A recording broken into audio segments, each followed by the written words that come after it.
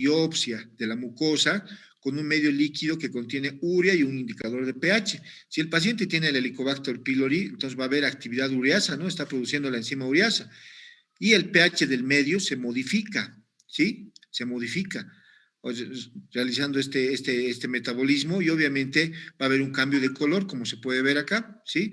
Normalmente el reactivo es amarillo, pero si va a ocurrir este metabolismo que hemos comentado, cambia de color a rojo, ¿no? Es un método sencillo, barato, y con frecuencia permite reconocer la presencia de infección en tan solo 1 hora. Entonces hay que tomarlo en cuenta. Les vuelvo a repetir, ¿en qué consiste? Consiste en poner en contacto con un medio líquido que contiene urea y un indicador de pH, ¿sí? Si el paciente tiene actividad ureasa por la presencia del HP, el pH del medio se va a modificar y va a haber un cambio de coloración, lo que nos indica de que efectivamente ese paciente tiene el HP, ¿no?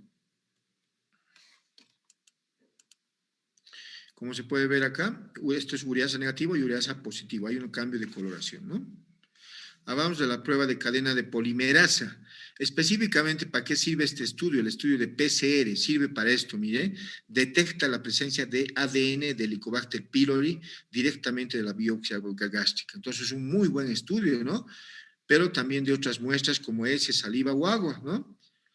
La mayoría de las técnicas se basan en PCR, tanto clásica como tiempo real. Entonces, este estudio siempre hay que tomarlo en cuenta. El problema es el costo un poco, ¿no?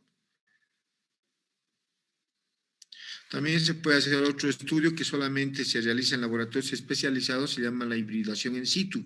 Consiste en utilizar sondas de hibridación fluorescente, ¿sí? Utilizadas en biopsia gástrica.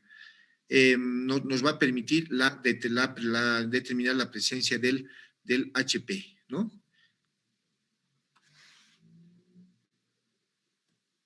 Hablamos de los métodos indirectos, ya hemos hablado hasta ahora de los métodos directos o invasivos, ¿no? Por endoscopía.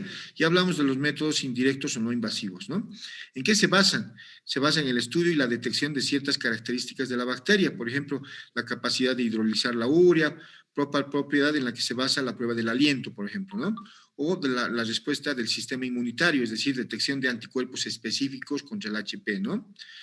Su ventaja primordial es su carácter no invasor, es decir, no es por endoscopía, ¿no? Y a continuación vamos a describir algunas, ¿no? Hablamos del test del aliento, este test es bastante realizado, ¿no? Ha debido ver ustedes algunas campañas, llegan médicos de 8 ciudades y dicen, le vamos a diagnosticar si tiene o no al Helicobacter pylori soplando solamente un tubito. En eso consiste el test del aliento, ¿sí? Entonces, hay que recordar de que la enzima ureasa hidroliza la urea generando compuestos de dióxido de carbono y amonio, ¿se acuerdan? Lo que hemos ido hablando toda la clase, ¿no? Este dióxido de carbono, ¿sí? Va a difundir a través de la mucosa gástrica, ¿a dónde? A la circulación general, y va a pasar a la circulación venosa capilar. Y esto va a difundir a través del plexo capilar hacia los alvéolos, para finalmente ser expulsado en el aliento expirado. Entonces, ¿en qué consiste la prueba test del aliento? Usando moléculas de carbono marcadas con carbono 13 y carbono 14, este dióxido de carbono resultante del metabolismo del HP por la presencia de la enzima ureasa, ¿sí? Va a ser detectado este dióxido de carbono en muestras de aire expirado por el paciente. Entonces vamos a poder determinar por este hecho la presencia del HP, ¿sí? Miren, tiene una sensibilidad del 88%, 88 a 95% y 95 a 100% de especificidad. Entonces tiene bastante positividad este estudio, ¿no? Hablamos de la serología. ¿En qué consiste la serología? Pedirle al paciente serología para HP, es decir, la determinación de anticuerpos que se forman por la presencia del HP, ¿sí? Determinar si tiene o no tiene anticuerpos. Miren, las técnicas serológicas, estas son algunas desventajas. Las técnicas serológicas únicamente indican una exposición previa al microorganismo, pero miren, no discriminan entre personas con infección activa y enfermedad en individuos sanos. Entonces, eso es lo que hay que, eso es lo que por eso no nos ayuda mucho, ¿no? Con exposición previa a la infección. ¿En qué consiste? En la determinación de anticuerpos, ¿no? Por la presencia del HP. También se puede hacer la técnica de enzimo inmunoensayo, ELISA, útil para realizar estudios epidemiológicos a gran escala.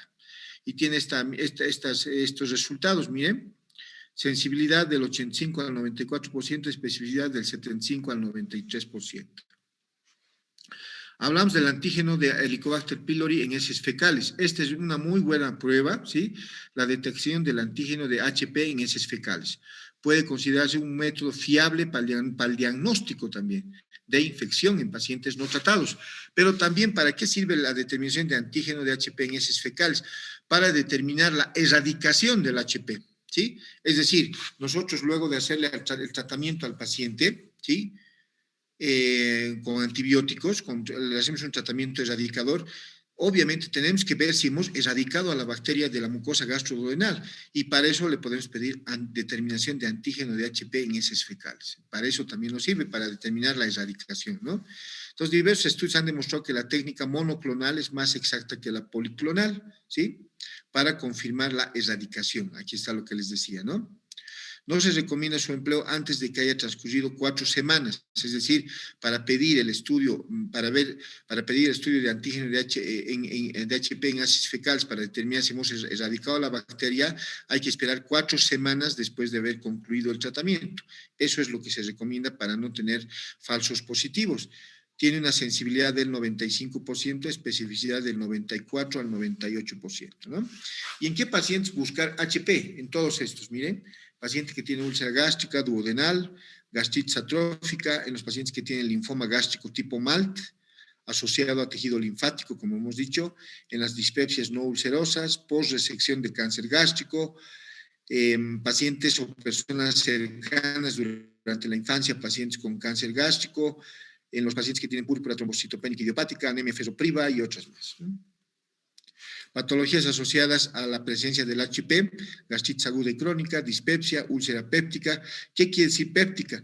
Úlcera gástrica o duodenal, como hemos ido comentando, ¿se acuerdan? Linfoma asociado a mucosa MALT, adenocarcinoma gástrico y también ERGE, ¿sí? Y miren, todo esto es lo que le va a pasar al paciente.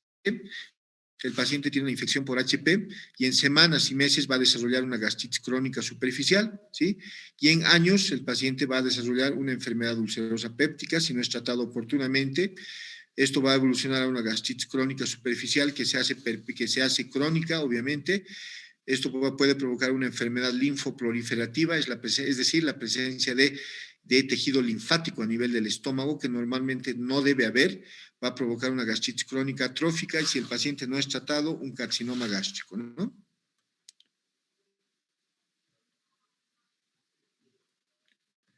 Todo esto ya lo hemos hablado. Y vámonos a hablar de algunos tratamientos de erradicación contra el HP, ¿sí? La terapia se la realiza cuando existe positividad en los métodos obviamente invasivos, ¿no? Por endoscopía, ¿sí? El germen, hay que recordar, el HP no crea resistencia a estos medicamentos, a la moxi, a la tetraciclina y las sales de bismuto. Y el germen sí crea resistencia fácil a estos medicamentos, a la eritro, es decir, a los macrólidos, ¿no? Miren, a la eritromicina, a la clindamicina, al metronidazol, se ve con bastante frecuencia la resistencia, a las quinolonas, a la cipro, a la levo, ¿no?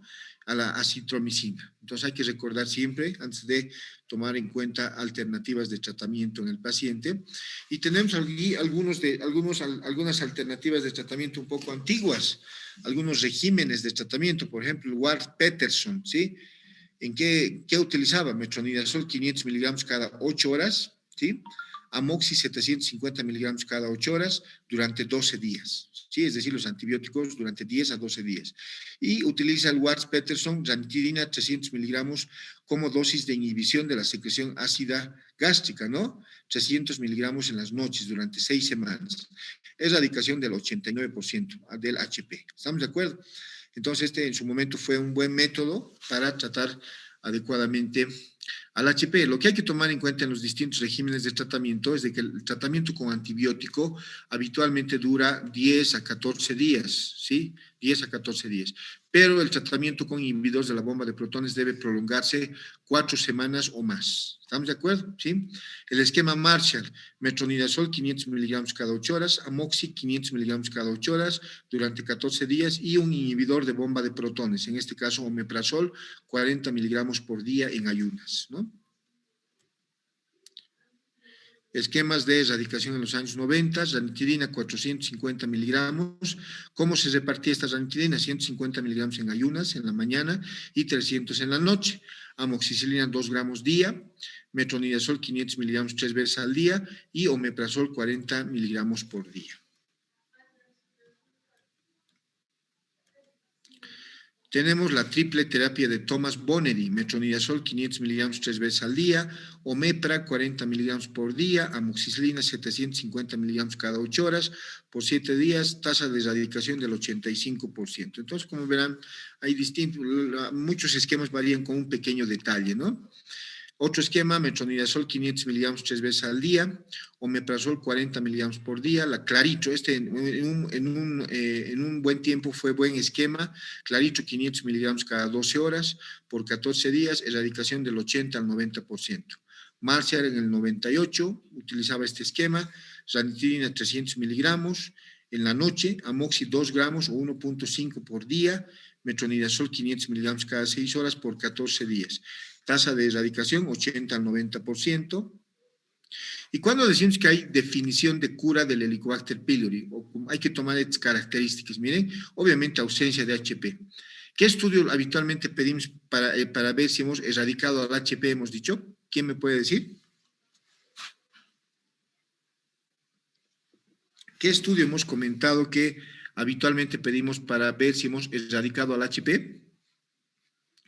Determinación de antígeno de HP en heces fecales, ¿se acuerdan? ¿Sí? Entonces, así vamos a ver esto. 4 semanas después de haber sometidos a la terapia y nos sometemos a técnicas de estudio para confirmar si se erradicó el germen, ¿sí? Obviamente, al monitorizar el tratamiento vamos a ver una caída en el título de anticuerpos, lo que nos va a hablar, obviamente, de que eventual cura del Helicobacter pylori, ¿sí? Caída en el título de anticuerpos por serología, ¿no? Ausencia del género más allá de 4 semanas de finalizado el tratamiento en un test de erradicación, como antígeno de HP en heces fecales. La eliminación, obviamente, si al paciente le hacemos una endoscopía, vamos a ver de que la eliminación gástrica de HP está asociada a inflamación gástrica decreciente, ¿no? La inflamación aguda que vimos al principio ha disminuido bastante. Eso es lo que nos dice esto, ¿no?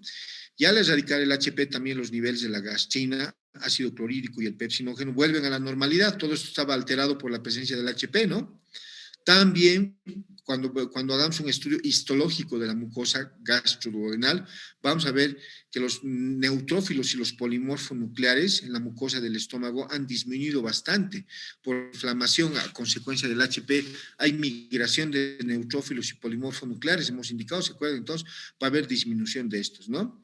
Y no desaparece la gastritis crónica o metaplasia porque el daño ya está hecho. Ya hablamos de algunos tratamientos en pacientes refractarios. ¿Qué quiere decir refractario? Aquel paciente que no se cura rápidamente, ¿no? Que eventualmente hace resistencia a los tratamientos habituales, ¿no? Entonces, ¿qué podemos utilizar en estos pacientes? Omeprazol, 20 miligramos cada 12 horas. Este es muy buen esquema, ¿sí? Claritromicina, 500 miligramos cada 12 horas. Tinidazol, 500 miligramos cada 12 horas durante una semana, erradicación del 90%. Omeprazol, este también fue muy buen esquema, 20 miligramos cada 12 horas, Clarito 500 miligramos cada 12 horas, Amoxi 500 miligramos cada 12 horas durante una semana, erradicación del 90%. Y como muchas veces es difícil tratar al HP porque hay alta tasa de recurrencia y eventualmente también de resistencia, científicos en Kioto, Japón, usan un aceite especial de un pescado que se llama el Cymbopogon citratus, que según los estudios sería efectivo para el HP, pero no se conoce bien cuál sería el mecanismo, ¿sí? Sin resistencia. Y en Perú se está utilizando una planta que es la muña como erradicador del HP y el mecanismo todavía está en estudio. ¿no?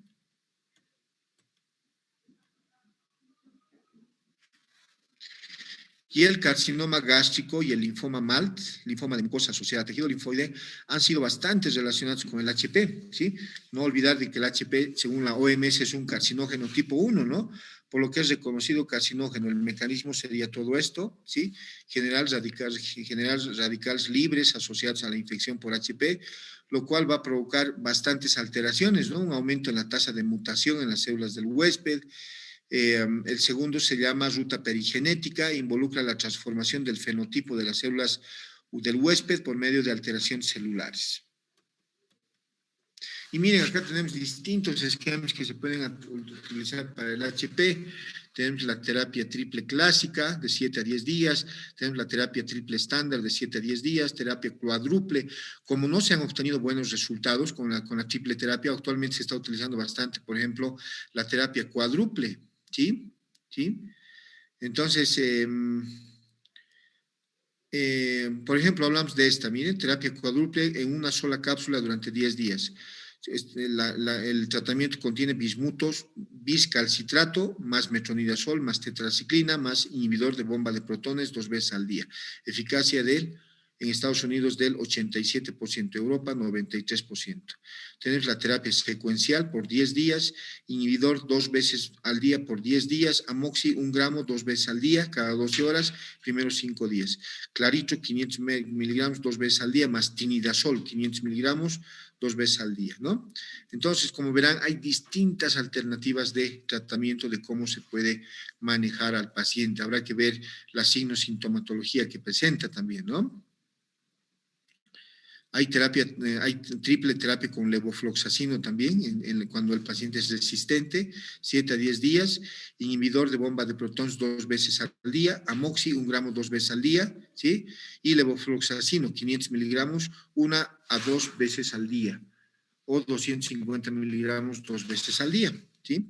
Ahí están las tasas de erradicación, ¿sí?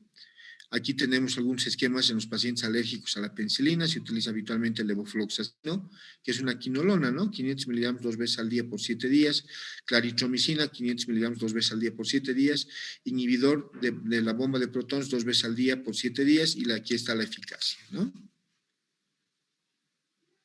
Y así, miren, tenemos distintos esquemas, ¿sí?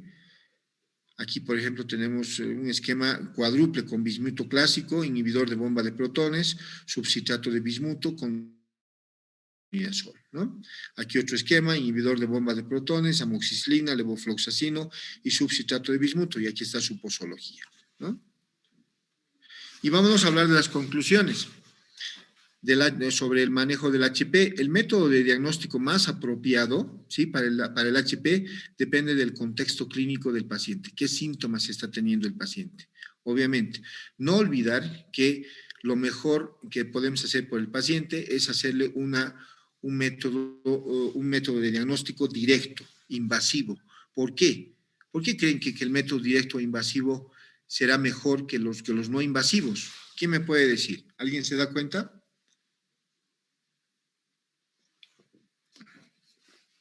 Porque por endoscopía, muchachos, vamos a poder ver directamente qué tipo de lesiones ha desarrollado el paciente en la mucosa gastroduodenal a consecuencia de la presencia del HP. Imagínense que nosotros, si no le hacemos endoscopía, sí, tiene HP, le damos medicamentos y tiene un cáncer. No lo hemos hecho endoscopía y no sabemos.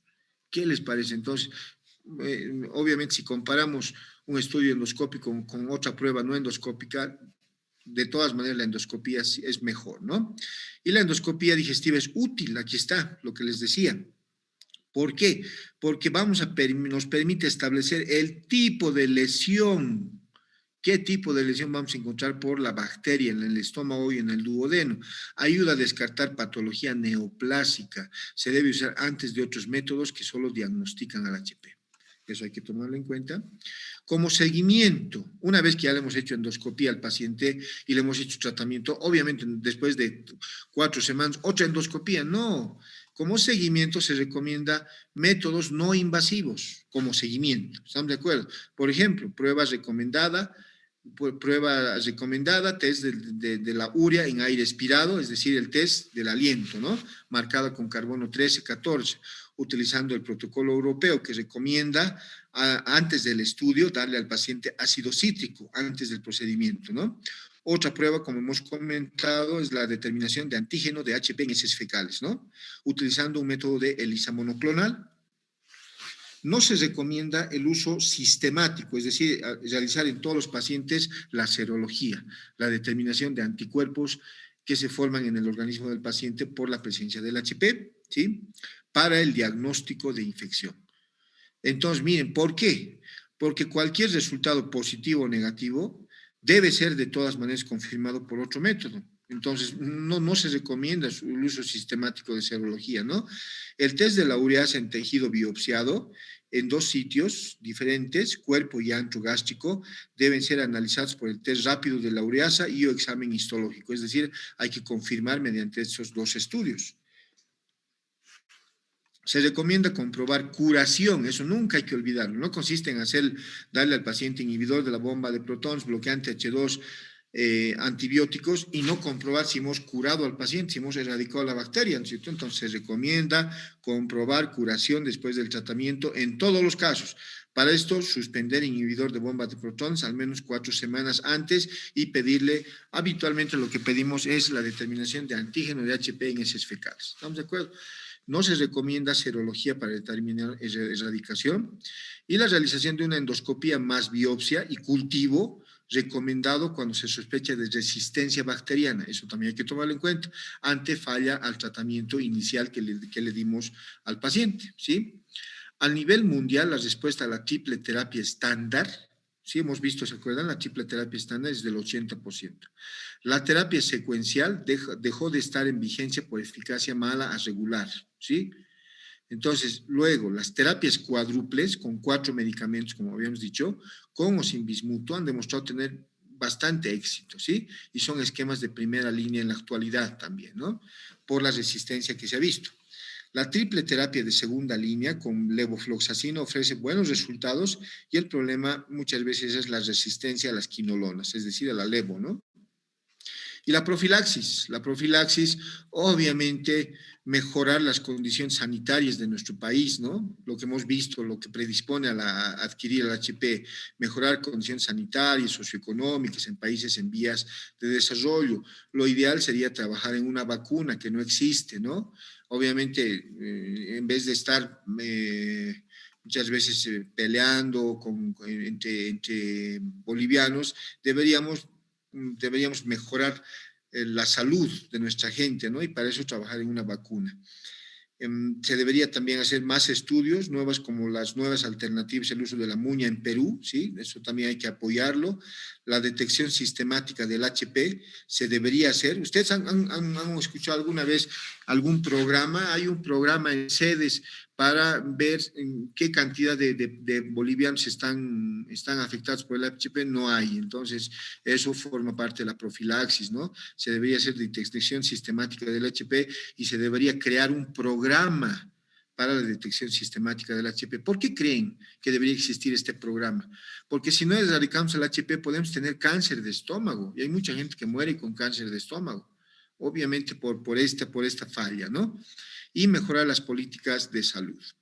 Y esto es lo que quería comentarles, muchachos, respecto al HP, hacerles recuerdo, porque todo esto ustedes ya lo han visto, ¿no? Con su profesor de microbiología. Antes de hablar de patología gástrica duodenal, quería hacerles recuerdo de todos los aspectos del HP que hay que tomarlos en cuenta al momento de realizar un diagnóstico y un tratamiento de gastritis, de úlcera y de cáncer gástrico también por la presencia de esta bacteria, ¿no? Y ahí está el HP, miren, ahí vive el HP. Aquí tenemos un estómago, miren el HP botado ahí con sus flagelos, comiendo lo que quiere, miren. Entonces hay que erradicar al HP. Si ustedes me preguntan, esa es la grandeza del descubrimiento de los médicos australianos que hemos, ¿no? ¿Sí? Marshall y Warren, ¿no es cierto? La grandeza de su descubrimiento ha sido de que para el manejo de las gastritis y úlceras no solamente hay que utilizar inhibidores de la bomba de protones, protectores de la mucosa gástrica y bloqueantes H2, sino hay que darle antibióticos al paciente para erradicar a esta bacteria. Y así la inflamación que tenemos en el tubo digestivo mejora considerablemente, ¿sí? ¿Alguna pregunta, muchachos? ¿Alguna pregunta?